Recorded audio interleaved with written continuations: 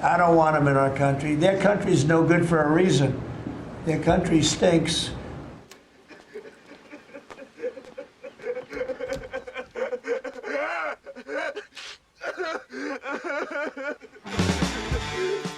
What's up, guys? Benny. I cannot believe I'm saying this, but one of the single smartest things ever said in the history of Hollywood came from Jennifer Lawrence in a recent interview with the New York Times, where she says, "Why the hell would I go damage my career by giving a political opinion when no one cares, where I don't know anything, and most importantly, it's not going to matter, actually." How you feel about talking out now? I don't really know if I should. I think, like, the first Trump administration was so wild, and just how can we let this stand? Like, I felt like I was running around like a chicken with my head cut off. But as we've learned, election after election, celebrities do not make a difference whatsoever on who people vote for. Ding, ding, ding, ding, ding, ding, ding. And so then what am I doing? Okay. I'm just sharing my opinion on something that's going to just add fuel to a fire that's ripping the country apart. I mean, we are so divided. I think I'm in a complicated recalibration. Good. Because I'm also an artist, and with this temperature and the way that things can turn out, It's worth listening to. Listen to this. I don't want to start turning people off to films and to art that could change consciousness or change. Perfect. I can't believe I'm saying this. I don't really think about Jennifer Lawrence at all. She, well beyond her expiration date, hasn't had a successful movie in a very long time. But perhaps is trying to claw back some relevancy watching an enormous number of other young actresses crash and burn because they kept yapping when nobody cared. I mean, all available polling, real sophisticated scientific polling, shows that Taylor Swift's endorsement mattered to virtually no one when it came to the voting population about Kamala Harris. And the people that it did matter to, it actually hurt Kamala Harris more. So no one cares. And most importantly, if you actually care about your craft, whether your craft is comedy, telling jokes, late night, playing sports ball, singing, dancing, acting, well, why would you want to piss off half the country? Isn't the point is to have the largest audience possible for your craft? If Jennifer Lawrence wants to run for president, Senate, Congress, whatever, mayor of LA, then do that and then become political. Go into that arena. But don't blend these things. A beautiful thing. And I haven't gotten a chance to talk about it on the program. So I'm really happy to see that. That's exactly the correct calibration. She's right. She's going to have less people viewing her art. She's an artist. Less people are going to want to see her art if she pisses half of them off. Now, nobody wants to see Ben Stiller's art. I said Ben Shapiro. Ben Stiller's art. Matter of fact, Ben Stiller has been hitting absolute trash on Rotten Tomatoes for a very, very long time. He's had some real, jeez, what is this? Friendsgiving, 19% and 23%. Dude, nobody has said, let's go see that Ben Stiller movie in a very long time. And instead of taking the brilliant lesson there from Jennifer Lawrence and trying to save a career that seems like it's just kind of swirl around Madagascar 3 at this point, or meet the Fockers 10,000, maybe he should just shut up. Stop apologizing for your only funny movie you ever made, Tropic Thunder, which was actually hysterical.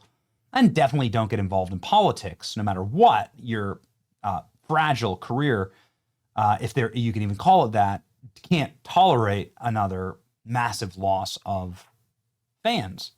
Ben Stiller says Somalis are not garbage, following massive welfare fraud involving Somali migrants in Minnesota.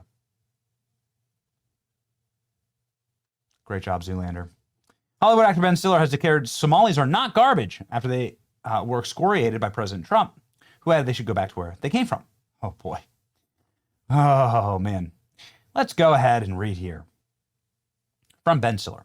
Somalis are not garbage. Immigrants and refugees from anywhere are people like you and me, and they should not be demonized. The country is built on the backs of people who have come from other places. And it's what our country is all about, says Ben Stiller. In savage ratio here, 12,000 comments, 4,000 reposts, seen by nearly 5 million people. You live in a castle behind a wall, far away from the perpetual third world scammers. I live in Manhattan. What part of Manhattan? You were terrible in Night at the Museum, thanks. $1 billion intended for children, the elderly, and the poor instead went to a network of grifters exploiting the easy but irrelevant sentiment that you signal in ignorance. Who speaks for them? That's right. Thank you, Ben, for bathing in a warm infinity pool of suicidal empathy. Well, I mean, he did play Simple Jack. Well, then take some into your house. How many would you like to have sent to your multiple properties? Never go full retard. Whether or not some people who defrauded the taxpayers, immigrant, is irrelevant. The fact that some people are defrauded taxpayers, especially when the amount is billions of dollars, funneled to Muslim terrorism around the world. Move to their neighborhood. Test it. Go live with them. Why don't you go to Somalia? It's a great question. Here's why Ben Stiller doesn't go to Somalia or live in their neighborhoods. Minnesota Somali population, key statistics. In poverty, 58%. On food stamps, 42%. Unemployed, 40%. Without a high school education, 41%. It gets worse, by the way. These are just the ones in Minnesota. Here's the Minnesota average. And here's the... So no one has ever made the argument. And I'm not saying it's not worth trying to make it. But can anybody from Minnesota make the argument that the massive Somali population that you've dropped on Minnesota, which is 100,000 Somalis, okay? That's how many people, that's how many Somalis are in Minnesota. There's a lot of Somalis in Maine as well. Changing forever, by the way, the demographics of the state, crippling the state and sinking it, plundering it truly plundering it into fiscal insolvency. Has anybody been able to account for this? Can anybody sit and actually calmly make an argument that the Somali population makes Minnesota more trusting, less fraudulent, a better society to live in, safer? You can't. And it's inexplicable when you look at the actual data. But let's look at the pool of people that they are pulling from when they bring Somalis into Minnesota. What is Somalia? Literacy rates among Somalis. 59% of Somali adults are illiterate, cannot read. 60% of the population can't read. That's the population pool here. A considerable portion of Somalis are inbred. Don't get upset with me, man. Go ahead and check here for the, I'm asking Grok. Estimates. Some global compilation maps suggest that inbred marriage rates in Somalia exceed 50%, similar to neighboring Sudan. Cultural practices in southern Somalia, parallel cousin marriages, father's brother's daughter, are traditionally preferred to strengthen clan ties. Overall, cousin marriages occur, but are not universally enforced. Oh, okay, great. So, again, don't get angry at me at the hard numbers. The numbers just are there. They don't ask for your approval or disapproval. They're just there. Tim Poole says, thank you, Ben. Awesome to see good people standing up for humanity. Can we arrange some of these Somali migrants to go to your home? We need to find homes for them, and you have the means to help these people. Will you take them in and feed these needy young men? You see a post like this, and you just know his dad was a comedian actor. Lo and behold. That's right. Not a single positive comment. That's exactly right. All the comments. Dear Ben Stiller, badminton is a sport. Boxing is a sport. They both start with the letter B. This is why I never state that boxing is more likely to cause brain damage, because I'm a good and inclusive person. Fido, the house cat, is a feline. So is the wild African lion. Hence, when I'm in Botswana next, I will get off my safari jeep and cuddle with the lion because it is a feline, just like my house cat. All immigrants are the good kind. They are all equally likely to assimilate. No, they're not. I mean, obviously we get what they're trying to say here. One of the weirder things about me in the recent immigration debate has been revealed that liberals are absolutely dedicated and committed to third world migration to the West.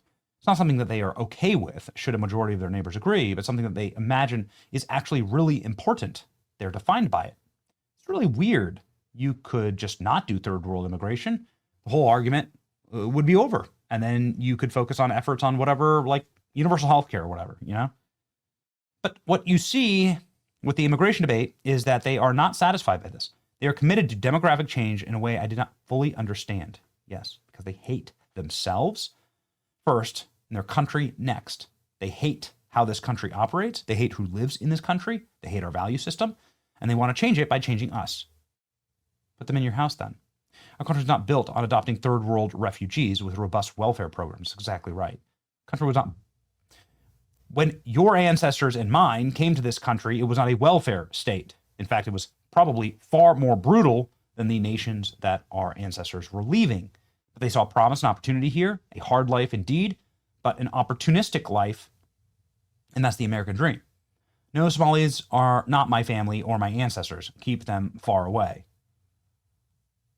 I'm having a hard time seeing the screen because I'm crying tears of empathy. Ben is such a good and kind person, unlike all of you. That's right. If immigration were what our country is all about, immigrants would move here because the sentiment implies culture of nothing. A country is obviously not defined by foreigners, a dogma that we are forced to recite in school that doesn't pass even a moment's consideration. He went full retard. That's what everyone's saying. Challenge. Hollywood actors not reminding anyone how out of touch they are with the average American. Impossible. Ben lives in a townhouse in Manhattan, summers in the Hamptons. Trust me, as a New York neighbor, this dude doesn't associate with Somalis or the third world. He's a happy New York elite, as he should be. He should shut up. Somalis didn't build the USA. They didn't even build Somalia. That's exactly right. Never go full retard, man. Never go full retard. Everyone's saying this. You are rich enough that you can avoid problems of third worlders cause in your castle. This is ever simple Jack. You make me happy. Saying to the meme. Yeah, good.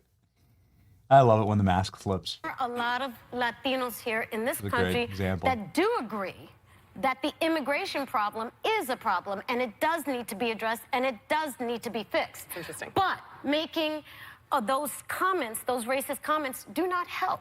And if you kick every Latino out of this country, then who is going to be cleaning your toilet, Donald Trump? Oh, that's...